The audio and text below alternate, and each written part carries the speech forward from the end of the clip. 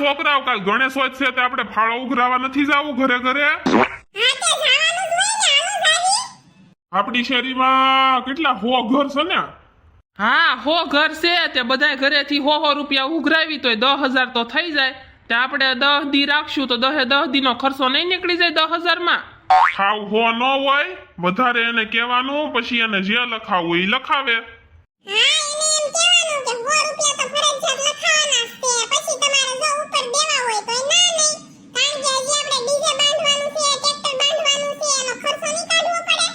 અરે હા, હજી ટ્રેક્ટર બાંધવાનું, ડીઝે નું ભાડું દેવાનું, 1 કલાકના કેટલા ઈ તો લઈ જાહે. એટલે આપણે છે ને 100 ની ઉપર જ માંગવાના છે. હાલો હવે જઈએ આપણે ફાળો કરવા. જય ગણપતિ બાપ્પા.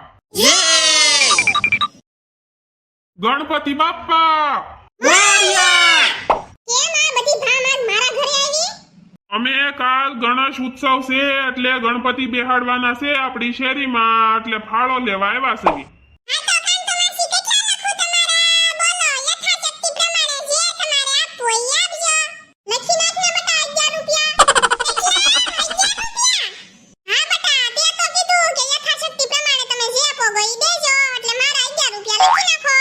અરે માસી, 11 રૂપિયામાં નાળિયેર નથી આવતું, એમાં ગણપતિ તો કેમ આવશે? કાક જીવ મોટો રાખો, ગણપત દાદા સારું કરશે તમારું.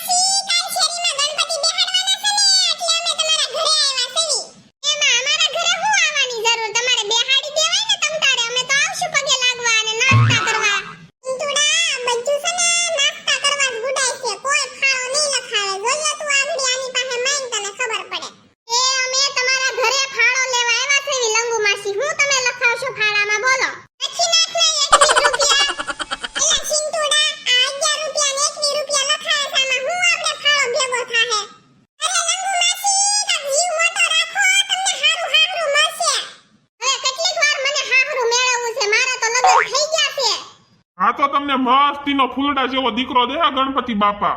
જો તો સે દોઢ ફૂટિયા ખબર કેટલી પડે છે અત્યારની પરજાને કે તમને ફૂલડા જેવો દીકરો દે હે. એ હારું તો લખી નાખ મારો 101 રૂપિયો. આ બધા 51 ને 101 લખાવે છે, આમાં આપણે શું કરશું? ગણપતિ બાપા લવાહે કે નહીં લવાય?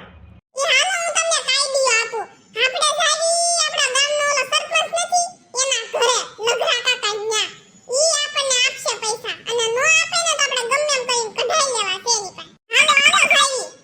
સરપંચ તો આખો ખાટલો રોકીને બેઠા છે હો, પણ કે ખાટલો નો ભાંગી નાખે. અંથા ભાભો સરપંચ સાંભળી જાહે ને તો ડોહો ફાળો નહીં દે.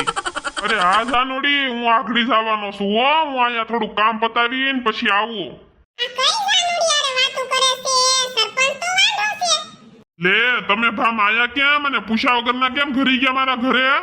અરે સરપંચ કાકા, અમારે ગણપતિ બેહાડવાના છે ને એટલે અમે ફાળો ઉઘરાવા આવ્યા છે. હા તો લખી નાખો મારો ફાળો 501 રૂપિયા. અરે સરપંચ કાકા 501 રૂપિયા થોડું થાય કાઈ? તમે તો આખા ગામના સરપંચ છો. આ તે સરપંચ છું એટલે તો 501 રૂપિયા કીધો, નકર તો 51 રૂપિયા કહી દઉં. અરે સરપંચ કાકા, જાનુડી કોણ હતી વળી? જાનુડી મારી બહેનનું નામ છે.